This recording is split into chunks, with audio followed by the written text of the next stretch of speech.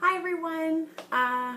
So welcome to Tranquil Tuesdays, and tonight I'm talking about anxiety in teens, and just a little bit of background about how this topic came up is that last week was World Mental Health Day, and the topic of this rising epidemic of anxiety in teens got a lot of attention from the news media. There were articles in the Globe and Mail and the New York Times and some other major papers. We're all talking about this issue of the anxiety epidemic and increasing anxiety in our teens and young adults, and just trying to get a feel for why this is happening and what's going on. And this is something that I really wanted to share with all of you so that we could have a bit of a conversation about what is this, why is it happening, and what's going on with that. And so I do have a few notes tonight, and if you have any questions or comments as we move through, feel free to please throw them up. I'm hoping to be able to answer them as we go along. And yeah, I'm just grabbing my water if you've got like tea you want to get or something. So, like, what's happening? What's going on with anxiety and depression in teens? And one of the big issues right now is that it's rapidly increasing, the rates of both anxiety and depression in teens. And this is really, really quite alarming, how fast this is going up. And when we're looking at when this has started and what it looks like, the curves tend to take off around 2007, and that's with the adoption of smartphones.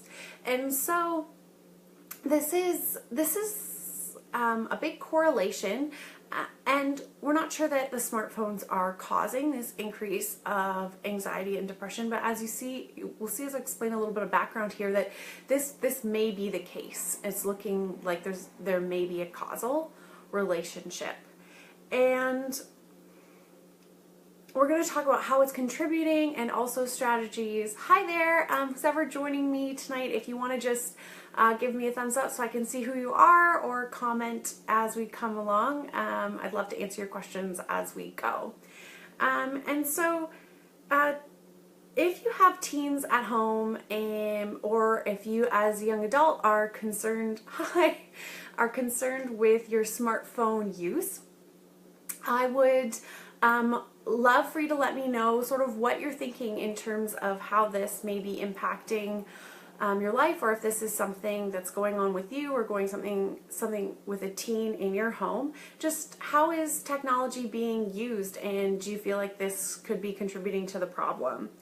And while we're waiting for those comments, I'm just going to talk a little bit about some of the statistics and what we know in terms of population, what's happened. And so teens right now are really in a unique demographic, in that the way that they're spending their time is much different than any other period of teens in history. They're spending the same amount of time doing their homework, they're spending the same amount of time doing extracurricular activities, but much less teens have part-time jobs. They're not working as much. And so where's that time going? And the research shows that this time's actually going into spending time alone. They're spending time alone, and increasingly they're spending time in front of screens, particularly cell phones and their cousin tablets. And so this is really concerning, because the other thing that this is displacing is actually time with other teens. And this is really critical for development and for social ties, is actually that young adults and teens spend time with each other. And these personal spaces have become, and the concept of just hanging out has become replaced with online spaces, where young adults and teens, rather than hanging out together in a physical space, they're interacting virtually all the time and spending less time together. And this is really at a detriment to their health and well-being. One of the things that helps this contribute to anxiety is they're avoiding the unknown. And so when you are able to avoid going into social situations where you may not know what's going on. You don't develop those skills of, oh wait, what if I don't know when I'm at this party? How am I going to handle myself? Or just dealing with different uncomfortable social situations. Even if you think of the example of just waiting for a bus, if you've got a smartphone with you, you don't have to talk to someone, you don't have to sit in silence, you can be on your screen talking to people that you want to, texting. And this is problematic because it when someone has anxiety, one of the ways that's very effective for treating anxiety is called cognitive behavioral therapy. And a key component of that is exposure therapy, or forcing people to do things that are uncomfortable for them. And so when you have your cell phone to retreat into, you don't have to do the things that are making you uncomfortable. And this is really detrimental in terms of equipping teens for experiencing anxiety and navigating that.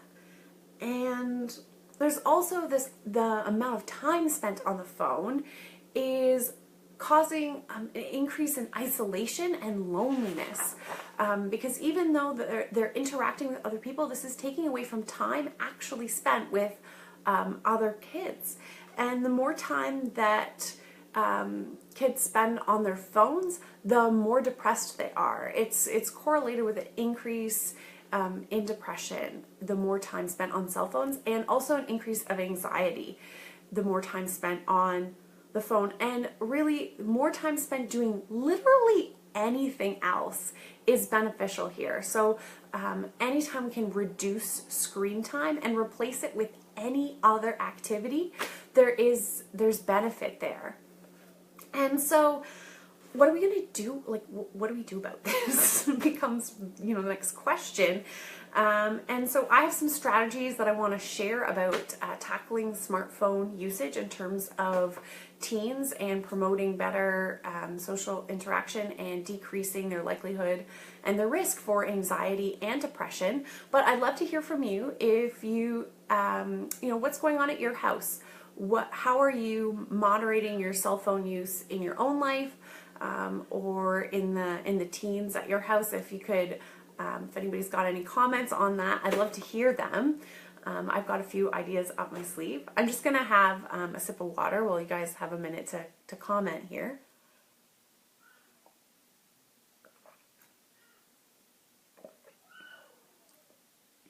Because this is really a big public health concern. It's a growing epidemic, and tackling the cell phone usage, I think, is a good starting point. So I'm gonna throw in my main thoughts on this, and if you have other ideas or anything that you want to share, please do chime in. The first thing that I want to talk about was modeling. So one thing to think about is how are you using your cell phone, and can you use it more judiciously? Can you model good behavior in terms of the teens in your house, and really showing them what good cell phone use looks like? So not being on your phone at dinner yourself will help your teen not to be on their phone. And that's with any behavior, but really just helping make sure that everyone's on the same page and you're modeling that. The second thing that I would suggest is not having cell phones in the bedroom. This is, I guess, somewhat contentious or controversial, but something that I really recommend. There's a lot of teens spending a long time lying on their bed with their phone, and this is really problematic. And just removing the phones from the bedroom can be really helpful with that. Now, one of the things that I hear a lot of people come back to me and say is, Dr. Katie, my phone is my alarm clock. How can I possibly have that charging outside my room? I need it. And my response to that is that you can buy an alarm clock. So they're very inexpensive, and what that does is give you some separation from your phone, which is really important for your mental health. I think really important for teens to get that phone out from beside their bed. Get a traditional alarm clock. It doesn't have to be fancy. And that will keep the phone out of the bedroom. Setting up a family charging station outside in a common area where when phones come home, they go to the to the charging area. They don't go into bedrooms to charge. They're all charged in a common area is a great way to, again, model that behavior and also bring the teens in on charging their phones and keeping their phones out of their rooms. The other thing that can be done to really mitigate this spending so much time on their phone is encouraging your youth, teens, young adults, and even preteens in spending time with their peers and really helping them invest in those friendships. And so for younger teens, that may mean that you have to give them a ride to meet up with their friends. For older teens, that may mean letting them use a vehicle or encouraging them to get their driver's license, something that teens are doing later and later these days, so that they really have that interaction. Melissa's saying here, Instagram negatively. Absolutely. Yeah, social media itself has a whole separate impact beyond just the cell phone use in terms of self-esteem, especially for girls. You're right, Melissa. But even just being on the phone, the difference between being on your phone and doing anything that's not on your phone is showing at least being correlated with less depressive symptoms. And yes, we have a concern that maybe kids that are depressed are isolating and using their phones more. But either way, it's really important to encourage teens to spend more time with their friends in person. The other thing that you can do to support that is make your house somewhere where your teen is welcome to have their friends, and make it somewhere where their friends want to be. Talk to your kids. See what would make them want to be at their house. What would make their friends want to come over? How can you make your house a welcoming place for teenagers to hang out? Because it's very important for their social development, and I think it's something that we really need to be encouraging as a community, as a population, is creating spaces for these kids to get together in real life, because they're losing them. They're losing them to online spaces, and it's causing an anxiety epidemic that I'm personally very concerned about. And so I do want to talk about social media specifically another time. I'm hoping to have that as another topic. But if you have any other comments about anxiety and cell phone use, I'd love you to throw them up. I'm happy to answer them today. And also, if there's anything that you'd like me to talk about, any any things that have come up in the news, current events in terms of mental health, I'm looking for topics that are relevant to you. This one struck me as important, but I'm hoping to do more of these live videos so that I can answer your questions about the current events in mental health. And so if you have any topics, please do comment below, and I'll definitely address them, if not right now, in future episodes. Let's see, how are we doing time-wise?